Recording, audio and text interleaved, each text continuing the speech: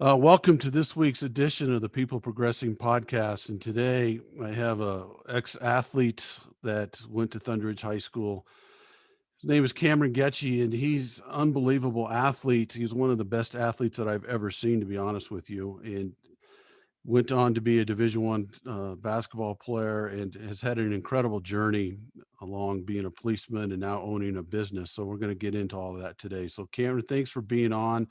Why don't you introduce yourself a little bit and where you grew up and what you like to do as a kid and so forth?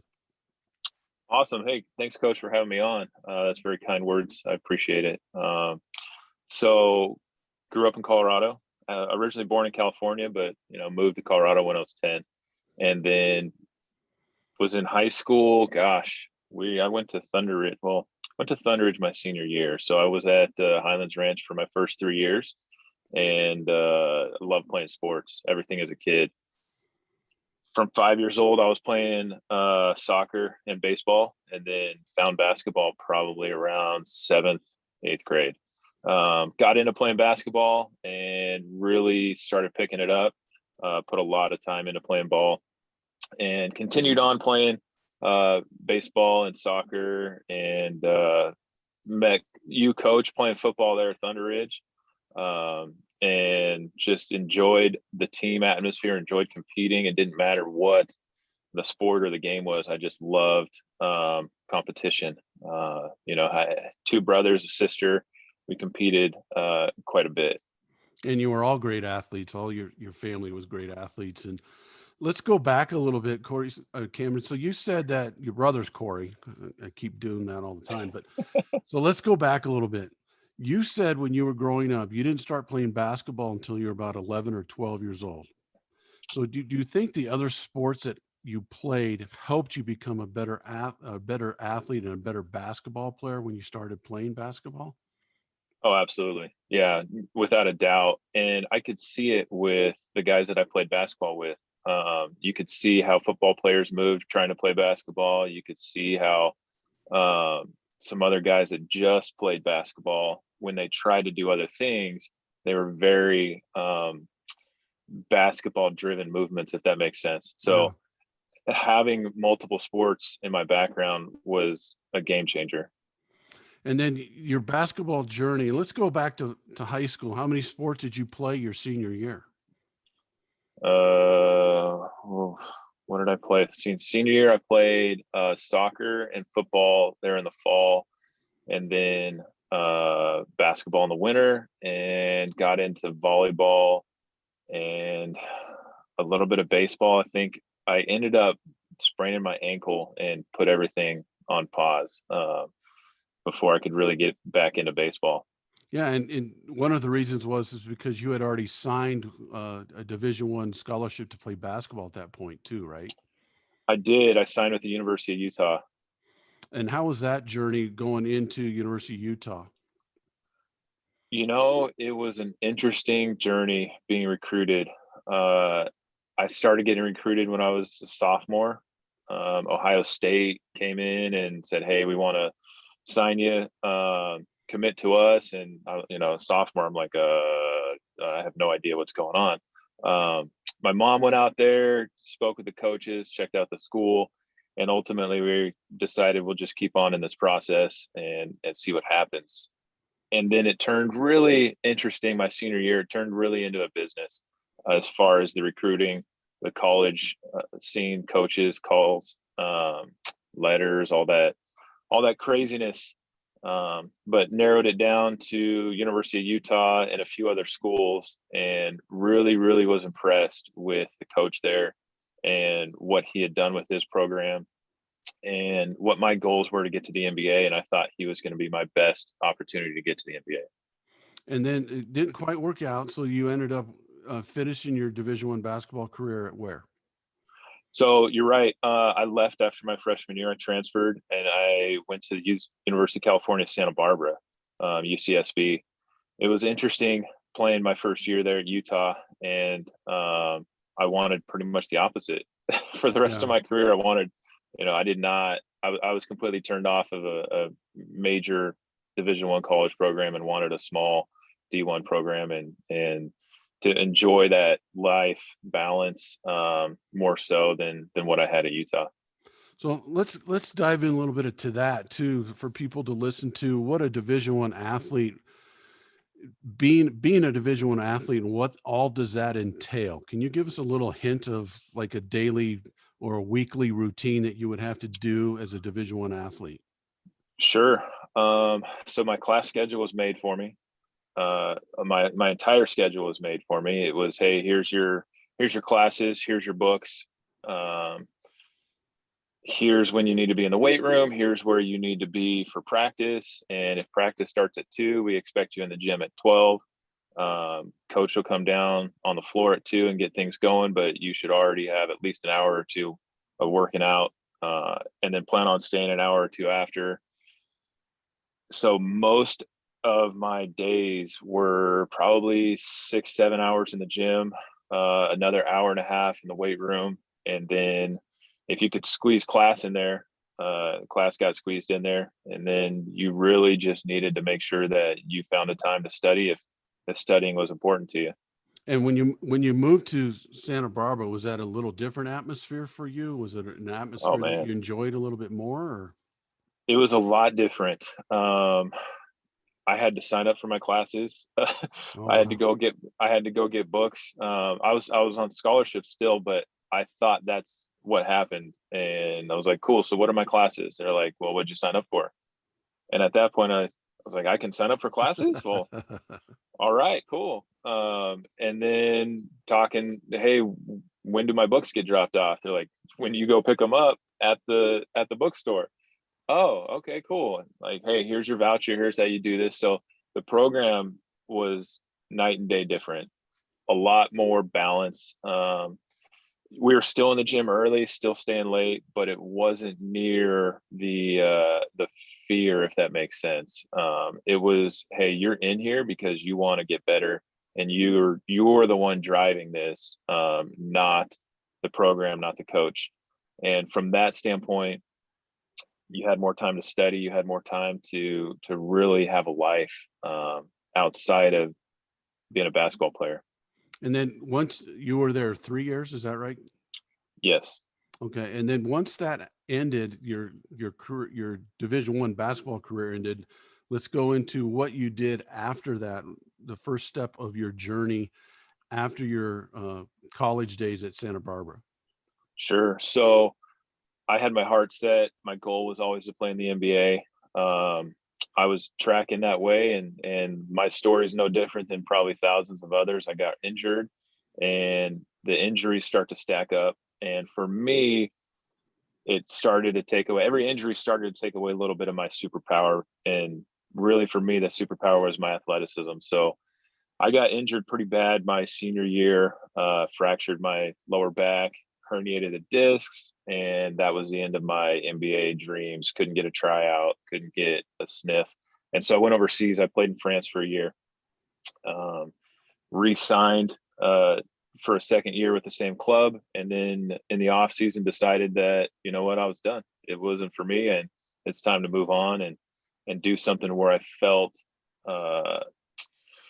I felt like I was a contributing member of society, if that makes Mhm. sense. Yeah, yeah. I, I was having a hard time sleeping, really feeling useful. I felt like an entertainer. I felt like I was kind of wasting my life there in France, just playing ball. So I wanted to do something that meant something to me. Felt like I was contributing, and law enforcement had always been in my head. Military had always been in my head. I wanted to go in the FBI originally, and because my time overseas and my years, I hadn't had 3 years outside of college yet. They recommended that I go work for a local police department and then apply, to the FBI a year or two later.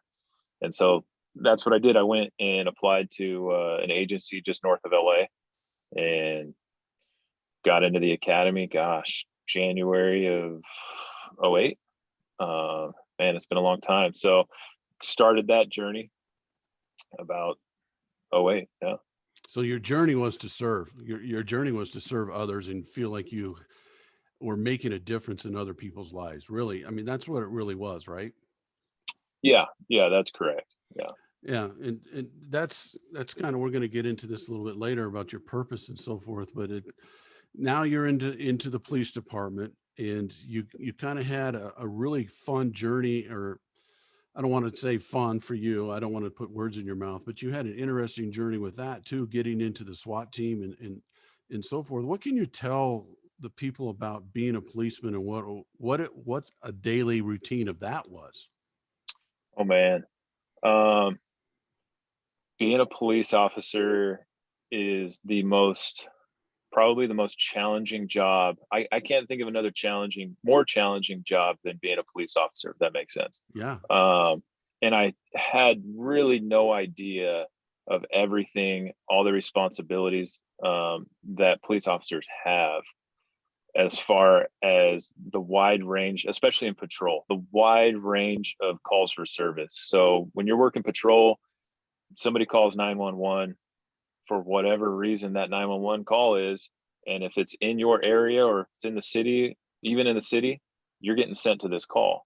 And it could be anywhere from, I mean, the my child is lost, to a drive-by shooting, to a homicide, to all kinds, I mean, you name it, all kinds of crimes.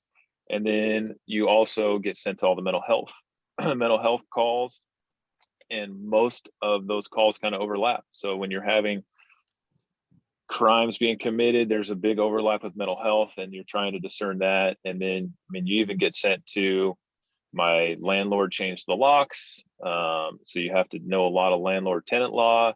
You have to, I mean, the knowledge base for police officers is unlike anything else in really in a career. It was amazing to figure all that out. Now, in our country, I think we have a mental health crisis in our country. I'm not sure if we're serving mental health the way we need to serve it. Would you agree with that? With the observation and in the calls that you had to go on, would you agree with that statement? Without a doubt, and it's only gotten worse, unfortunately. I saw, I was in law enforcement for almost 12 years. I saw the shift to, even, I mean, it started off bad as far as that lack of being able to have a program designed for mental health, and then it got even worse towards the end of my career. And is it something that you saw, a lot of the crimes that were committed were from people that were dealing with mental health issues? Yes, and and I want to differentiate. There's true mental health issues, and then there's the drug induced mental health, Right, right. because that overlapped all day long, and it's hard to discern, because a lot of times the mental health is brought on by the drug abuse, um, and so you're dealing with multiple layers of issues just in that, which complicates the matters even worse. So what kind of background did you have to have on that, or what kind of learning stretch did you have to have dealing with those kind of issues? Well, I graduated with a degree in philosophy, so that kind of started things off for me to see things a little bit different, analyze a little bit better, kind of dig in, improve my thought process. But ultimately, once you're out of the academy, everything is learning on the job, and it's much like athletics. How much work you want to put in away from the gym, how much work do you want to put in away from being in a patrol car, will increase your ability as an athlete, as a basketball player, as a cop. So if you're only relying on getting better from the time you clock into your shift to the time you clock out, you'll get better eventually, but your learning curve will be so much greater if you're putting time in outside of that patrol car, outside of that shift. Just like, if you want to get a better jumper, you're going to be in that gym outside of practice, outside of the games. And that's where you improve, is that time that you're spending, that one-on-one time that you're alone in the gym, that you're putting in the work, that time that you're at home studying the books, learning law, talking to other cops, figuring stuff out. Um, and that was really what helped me kind of shorten that learning curve early on in my career. Yeah, it's all about work ethic, and you develop that work ethic from being an athlete. Now, we're going to jump a little bit ahead, then come back. Don't you think that also helps people in the business world? That kind of work ethic that you can't just Oh, be an without eight a to doubt. fiver. Without a doubt. No question. I mean, in my career right now, owning a small business, I have a restaurant. We tell our team members, hey, you need to learn the menu, and the quickest way for you to do it isn't on the shift. You need to learn. You need to spend some time in away from here. Whatever you need to do. Now, if you learn it real quick here, great. But if you don't, then you need to put that work in away from here.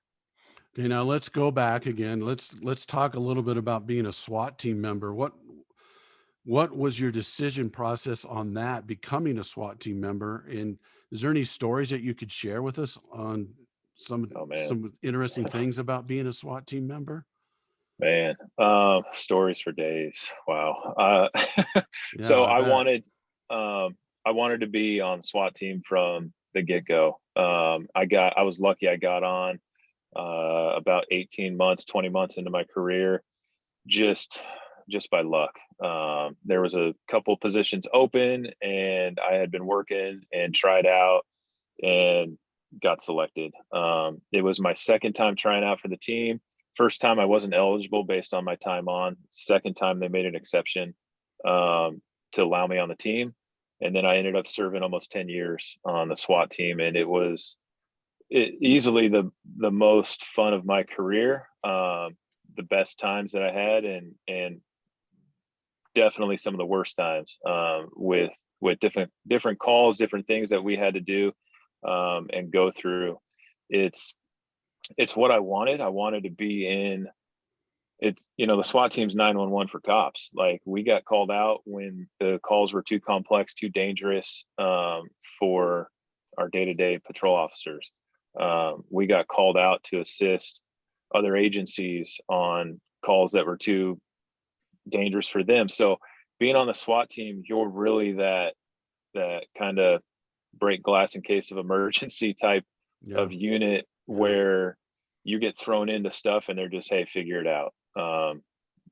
Can't tell you a whole lot. This is what you're going to, and that's the interesting part too. Is my phone for the first time since I retired doesn't ring at 2 o'clock in the morning. Yeah. On Christmas, on Easter, on birthdays, it's my phone's quiet. Um, but as far as stories, man, I don't know. There's all kinds of stories. We've done everything from rescuing hostages to um, mental health issues with, we had a nurse that had a mental health crisis, and she ended up trying to shoot at her husband, and then we got called out, and she was probably the toughest lady that we dealt with, trying to get her out of her house. um, I don't know. I got probably about 5 years onto the team. I was assigned and sent to some chemical agent training, and I ended up being our chemical agent expert. On top of, I was part of the entry team, so that's Wow. probably where I didn't want to go the sniper route because I felt like that was kind of detached from the team. I wanted to be the one kicking the door, going in, having fun on that side of things, and not really the far out kind of reaching out and touching somebody from a distance type of work, if that makes sense. Yeah, let's dive in just a little bit into your mindset of wanting to become uh, a SWAT team member. Sure. You had mentioned about maybe going into the military at one point as well. What's the mindset of somebody? I mean, not everyone in this world, it's probably 99% of us are not going to want to be a SWAT team member. So Sure. what's your mindset of that? Does that make sense? Is that a good question to Yeah. ask? No, that's a great question. And to be 100% transparent, there's probably something a little off with us that want to do that type of work. But there's there's an ego component. I felt like I could do that type of work, that I'm already wired for that that competitiveness is Yeah. in me, that drive to excel. I didn't want to just be a cop. I wanted to be the best cop. I didn't want to just be a SWAT officer. I wanted to be the best SWAT officer. Um, the same thing with basketball. I didn't want to just play ball. I wanted to be the best player. I wanted to be competing with the best on the best team at the top. So there is that drive. Um, sorry, I got another call coming in this.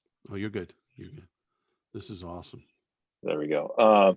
And there's really there's absolutely a selfish component to that as well, because you're in the middle of the most dangerous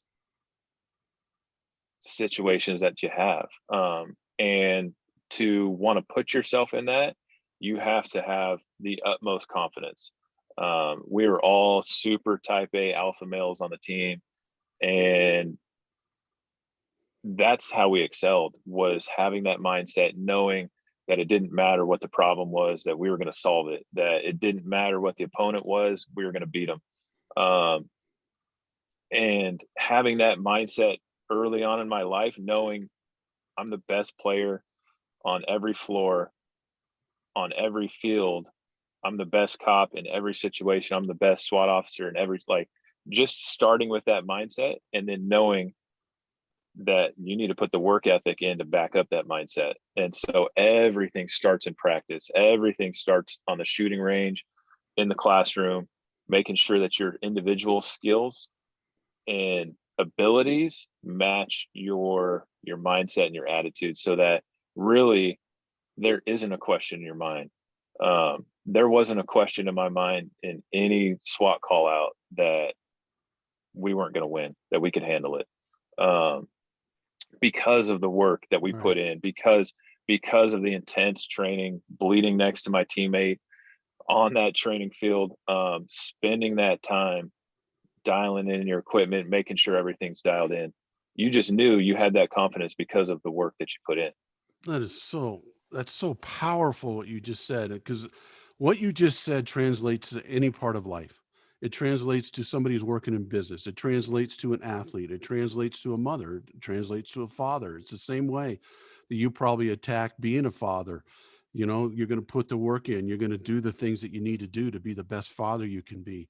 And that's, the name of this podcast is the People Progressing Podcast. And that's what I want people to get out of it. That's how you progress in life, is to put in the hard work. I always say that we're always going to have fear in our life. I mean, that's a natural emotion, but the way you get out of that is to outwork it. So when you're going in a call, you had said you want to be the first one in on the call. Well, the way you go to be able to do that is because you put the work in, you put the time in to have the confidence in yourself that you could be the first one in and make sure it's going to be all right. And that's such a powerful thing that can translate to anybody's life. And I love what you just said there. And the other part of our podcast is talking about progressing and being in growth. And what you said, and my goal is to help people find their true gifts and use those true gifts into serving others. And that's Sure. exactly what you're just talking about. Your true gift is your athletic ability.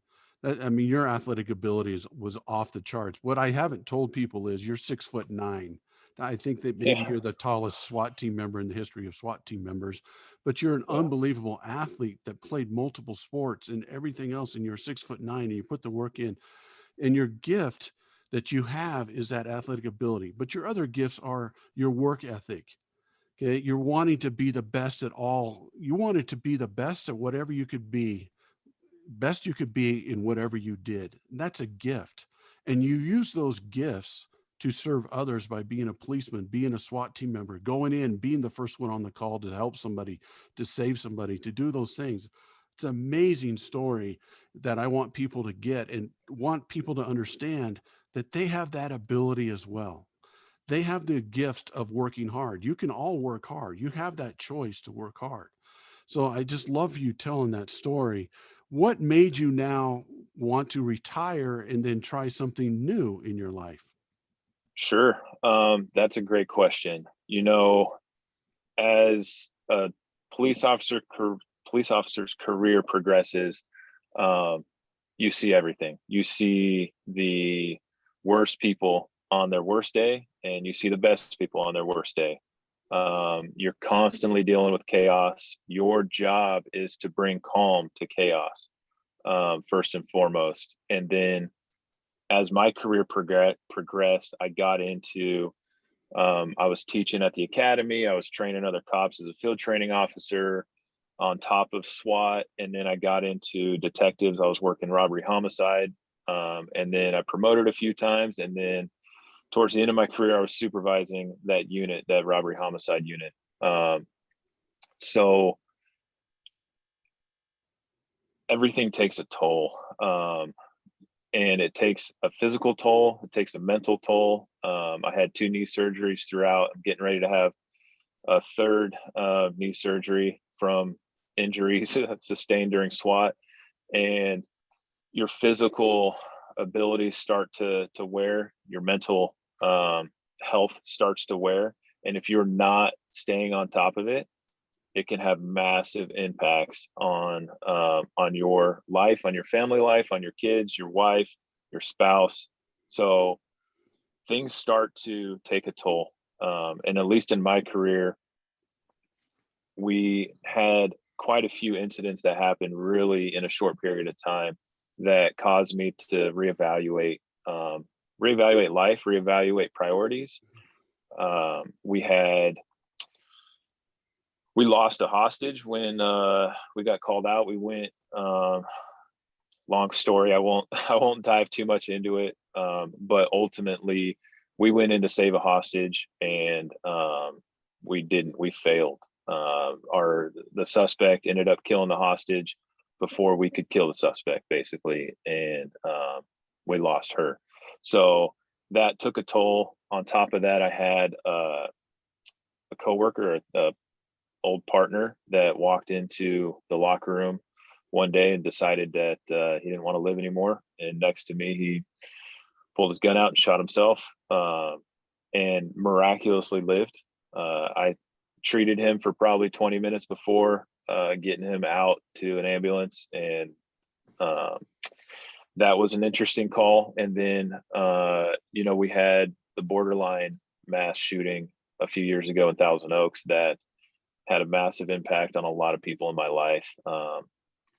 And you start to look at things different. You start to go, hey, you know what? I'm having an absolute blast doing this work, but what's the impact on my family? What's the impact on my kids? Do my kids know me? Am I that father that I want to be? Am I that husband that I want to be? Am I present at home? Or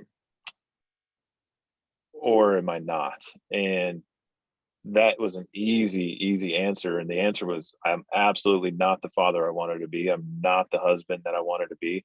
I'm not the person that I really wanted to be at the end of the day, because you can compartmentalize as much as possible. And I did a great job, at least I thought so, of compartmentalizing things. You put work into a box, and you put family life and home life into a box, and the two never meet until they start to meet and things bleed over. And it was really taking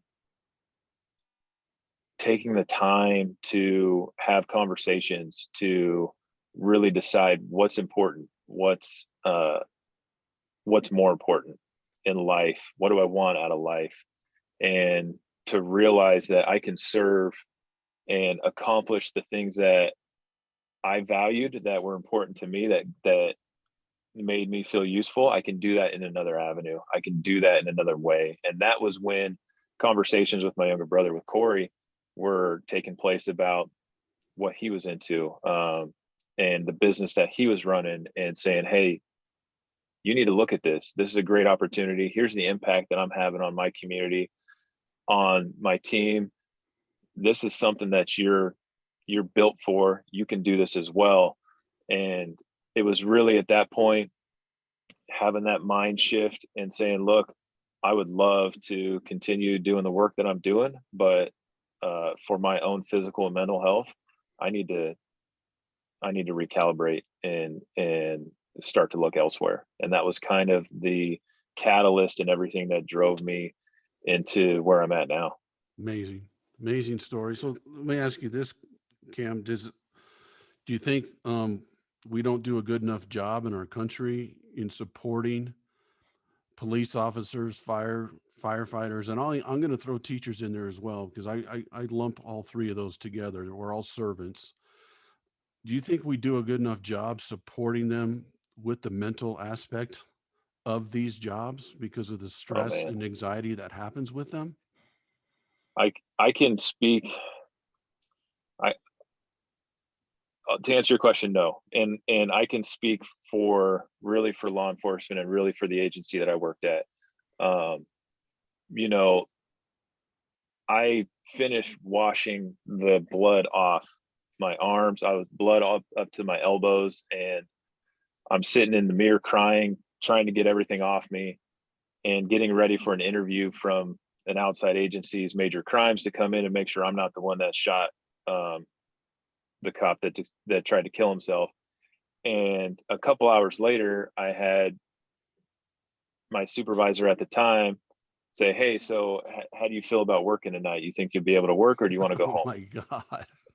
And I'm like, Oh my God. "Uh, yeah, Really? I should probably go home." Okay, cool. We'll see you tomorrow. Oh my Yeah, God. yeah.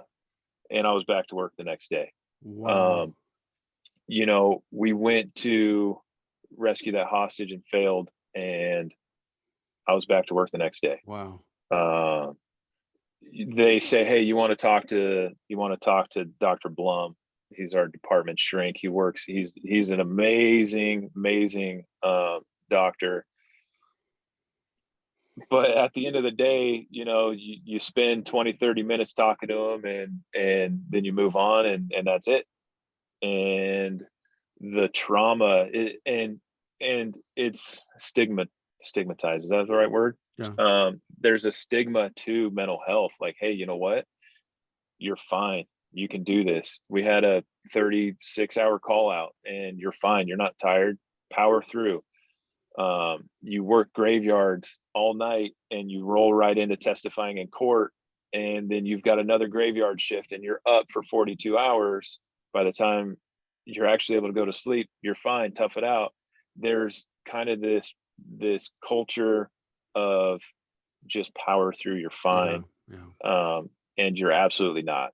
And you know that to get back to your question, no, it's an absolute failure in probably in most agencies on how they handle mental health with their officers. Um, and it's really a shame because it should be looked at and treated like any other injury. Hey, you sprained your ankle, cool. Let's get you some physical therapy. Let's treat you, and you'll be back. You're good to go. Cool.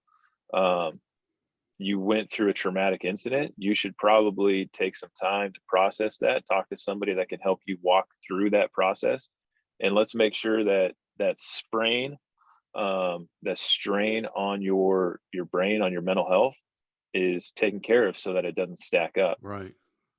You keep playing on a sprained ankle, and you re-sprain it and you re-sprain it, and eventually you have a catastrophic injury Right. that could have been prevented. And really, that was the case with the officer that came in and shot himself. His mental health got to the point where he walked in and tried to kill himself. Should have never got there. Yeah. Powerful. I mean, again, powerful. And I think that a lot of people in our country are dealing with that kind of stress and anxiety, maybe not to that level as a police officer like you have had and you've explained here is very powerful for people to understand what a police officer goes through. And it's getting harder. To be honest with you, I think it's been a strainful year for teachers. It's a strainful year for everyone. And Yep. what you just said is very powerful, and I hope people listen to that. Now let's get into the journey you're on now, and I'm just going to say Okay. it. You are a owner of a Chick-fil-A restaurant, I and am. it was a Yes. 4-year journey to get to be an owner of a Chick-fil-A restaurant. But what has that been like for you? It's been unbelievable. You know, when I was 14, I first worked at Chick-fil-A. That was my first job. And Wow. getting a taste of the culture at that time, it was unique. It was very unique. And I knew something was different about the culture. I knew something was different about the company. And then circling back, my younger brother, talking to him about the impact he's had and what he's been able to do. And it was a 4-year journey for me because I originally applied, got about 6 months into the selection process and got told no. They said, "Hey, we're going to move forward with other candidates. We wish you all the best. If you want to reapply in 2 years, you can. If not, we wish you nothing but the best." Um, and that was an interesting point in my life as well, because I had also was trying to, I was going down two different paths. I had uh, accepted a job offer with a federal agency, and I was going to go overseas and do some things that would have been an amazing opportunity and just a blast for me as an individual, but an absolute nightmare for a family, to be a father, to be a husband, because I would have been gone. And it was during that time that I did a lot of soul searching. Hey, what do I want? And ultimately conversations with my wife, and she's super supportive. Anything that I've wanted to do, she's been 100% behind me. Um, and I made the decision, hey, I'm going to tell this agency thank you, but no thank you. And let's put all our focus on the Chick-fil-A route, and really having that, there's a work-life balance, but there's also work-life integration. And I believe what I have now is work-life integration and not so much of a balance, if that makes sense. Yeah. Um, the challenge as a cop was to have that balance. How much time am I spending at work versus how much time am I spending at home? Now, how much time am I spending at work, but also I'm able to involve my kids. I'm able to involve my wife. We're able to kind of walk this journey together, where I'm not worried about the things I was worried about as a cop, as far as, is anybody going to find my address? How are my kids going to be treated at school? How are the homies going to deal with me if I see them off work? That doesn't come into my mind at all. And that side of it has been very, very refreshing.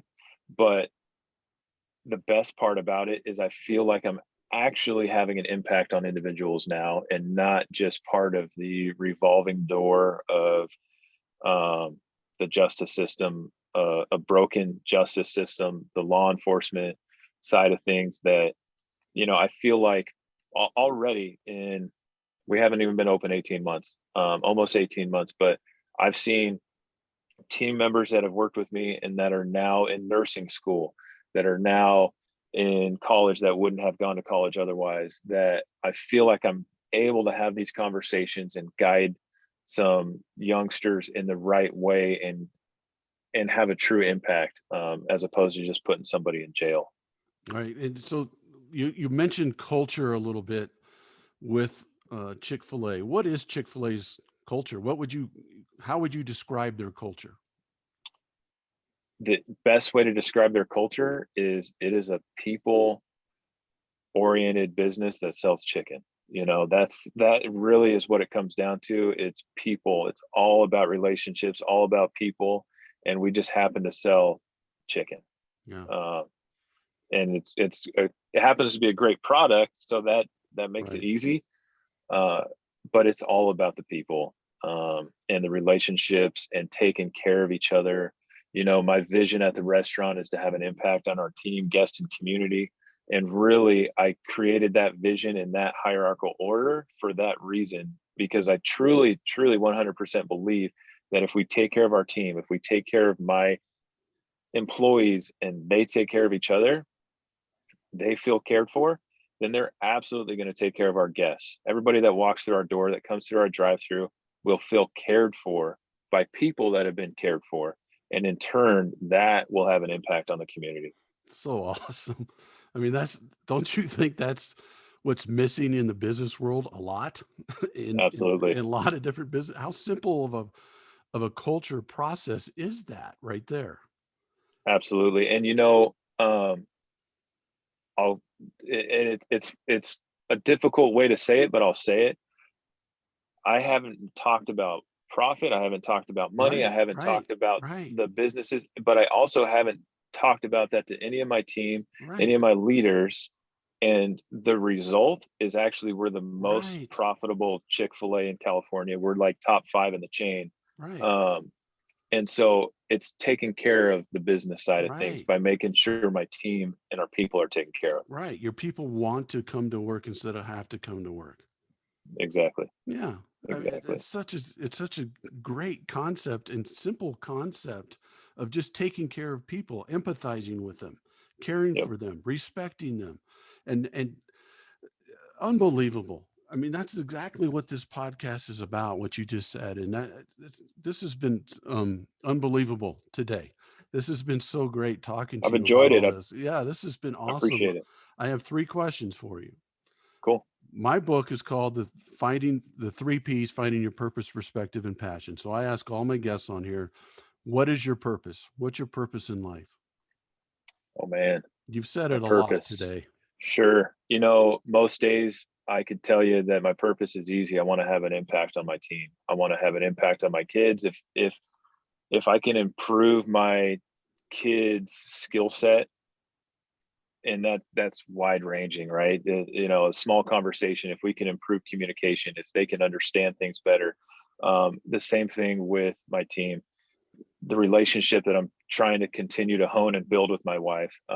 So really, my purpose on a daily basis is hopefully to improve myself and people around me, if that makes sense, to make Yeah. myself better and others better. You want to make yourself better so you can make others better, Absolutely. right? You want to use that gift to serve others. Now let's dive into this, and it's with what you've been through in your life on the as being a police officer and so forth. What's your perspective on life? What's your perspective out there? Ooh, man, you know, I've got it is it my perspective is very, very man, I would say it's changed over the years as I've grown, which I'm glad it has, but it's also been very unique from the standpoint of I've been the only white guy on the basketball court. I played in a midnight hoops league in Kansas City, and it was an adult league when I was in high school. We would drive out to Kansas City, we'd play in this thing. I'm the only white guy in the gym. I've been on teams, only white guy on the team, and I've been on the law enforcement side where we had 3 black guys in the department. I've been in just different situations. Also, I've been in the absolute worst homes. I've taken kids from parents. Um, I've been in amazing homes where one of the spouses decided that they were going to end their life and end the other spouse's life. So from a perspective, I've seen pretty much All of it. there's not a whole yeah, Yeah. there's not a whole lot left in life as far as I've seen the gamut. I've seen amazing service from amazing people where you would not expect it, and love, and I've seen that side as well. So I would say my perspective is really open as far as allow people to be who they are, and try to help them get better in how they want to be and who they are, if that makes sense. And have more grace for myself. I was struggling big time I had a couple of incidents where I seriously questioned my ability, because I felt that fear. Yeah. And I thought, I thought if I was truly the tough SWAT guy that I thought I was, then I wouldn't feel that fear. And Right. just the fact that I had that emotion, that I had that fear, bothered me. Um, we're getting ready to boot this door to go save this hostage. And my mind immediately went to, I don't want to be here. I want to be at home with my kids and my wife. Why am I here? And it was a split-second thought, and it didn't stop me for a second acting. I was still through that door and moving. But the fact that I had that thought really, really bothered me, because I had that thought only one other time in my career, and it was, it was a run and gun. Basically, we were in a pursuit, and the guy was shooting at us as we're doing 110, 120 down the freeway. I had my my MP5, it's a little submachine gun that I carry with SWAT. I had that in one hand. I had one hand on the steering wheel, and I'm thinking, hey, I need to get up and end this, um, and stop this. And I had that exact same thought of most likely I'm gonna get shot, and I don't want to be here. I want to be at home with my wife and kids. And so for two times in my career, I felt like a coward. I felt awful, like I was a fraud for having those feelings. And it wasn't until I talked to Dr. Blum, and he said the funniest thing that I would never expect to hear from a psychologist. And he looked at me and said, Cameron, you're effing crazy, man. Like, what do you mean you feel like a coward? Like, you're you're human. Like, Yeah, you should have those exactly. feelings. Like, you should not for a second feel bad about having those feelings. And matter of fact, you had those feelings and you acted anyway. So it didn't stop you. You didn't park, you didn't pull over, you didn't stop going through that door. You acted anyway. So don't feel bad. Um, and that changed my perspective on life. That said, hey, you know what? I should give myself a little bit more grace. I'm not perfect. I'm not the stud that I think I am. I'm allowed to have these Yes. feelings of not Yes. wanting to be there. Yes. Um, and it doesn't make me any less of a person for having that. And that really kind of changed my perspective. It's changed the way that I raise my kids. It changed the way that I interact and train other cops, but it's also changed the way that I I train people at work and I talk to people. And it's like, look, you need to, if you're not going to give yourself the grace, then first and foremost, that's a failure. But you should allow the other people that grace as well, Yeah. for who they are. Right. So that's probably a long-winded No, that's explanation of my powerful perspective. because so many people need to hear that because so many people are hard on themselves. I said it earlier, fear is a natural emotion. We all have fear. And Absolutely. and to have that grace and be able to pat yourself on the back and do those things, so many people don't do that. The negative thoughts, the negative emotions overwhelm them, and it's negative self-talk and so forth, and it prevents them from progressing. It prevents them from getting to where they wanna be. And to Without a have doubt. that grace that's a powerful thing for people to listen to. And, it's just awesome. And you also said it about, you know, having care for all people, no matter what color their skin is or male, female, or whatever it might be. You've learned that we're all just human beings. And that's a very powerful statement as well, to have that grace for all people, no matter who they Absolutely. are. Just unbelievable. This is unbelievable. So let's go over your passion real quick. What's your passion? I know you probably got to get going, but what's your passion? Sure. My passion, man. You know, my SWAT team commander said it to me. He's like, "Hey, man, is Chick-Fil-A going to satisfy that unquenchable drive that you have for excellence?" Yeah, And I said, I don't know, but I am absolutely committed to finding out right. Taking that and risk. take that risk and push Yeah, forward in this season of life. Um, and getting to the point where I feel like I have given it everything that I have and that I've done everything that I can do and making it as successful as we can possibly be. So my and then if there's something else that I'm passionate about that I want to go after and there's a different season of my life that I'm directed towards, then I'll go for that. yeah. So really my passion is just trying to excel, drive to be the best that I can be, um, and see where that takes me. It's, this has been really, really powerful, Cam. And I know this is going to help people when they can look at themselves and look at their lives and look in the mirror. And what I say this all the time, it's called fear regret. And I don't think you really have too many regrets in your life because you've gone for it. You've always taken that risk. And the other thing that you've always done is I have a saying that says, win the process. You've always won the process in outworking everyone else and outworking fear, outworking, to get confidence in yourself and doing those things. It's an amazing story, and the journey's just really kind of just beginning. You're not that old. I mean, I'm the old. Uh, I was your coach, and yeah, to tell you how proud I am of you is an understatement. And I'm Thank you. very, very, very proud of who you are as a man. And I know you're an unbelievable husband. I know you're an unbelievable father. I know you're an unbelievable son because you've always been that. You've always been an unbelievable teammate. You've always been a selfless teammate and a selfless person. And that shows in everything that you're doing now. And I want people to understand that about you as well and take on that in their own lives. But thank you so much for coming on today because this has been powerful. I'm so fired up. I'm ready to go attack the day even more than I was before I got on this thing. And you're going to help people progress, and that's what this is about. So thank you so much. I know you're a busy guy and everything, but thank you for coming on and being Thank a you. part of this journey with me and what I'm trying to do and in helping people. And you helped a ton of people today. So thanks a lot for coming on. Thanks, coach. I appreciate it. You're awesome. I love what you're doing and excited to see how far you take this as well. Thank you for the kind words. Well, thank you so much. Thank you for joining the People Progressing podcast today, where we had Cameron Goettsche on. It's a very, very powerful story.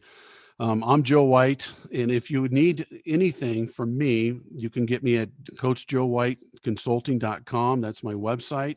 You can email me at coachjoewhite97@gmail.com. I can come speak to your group, work with your group.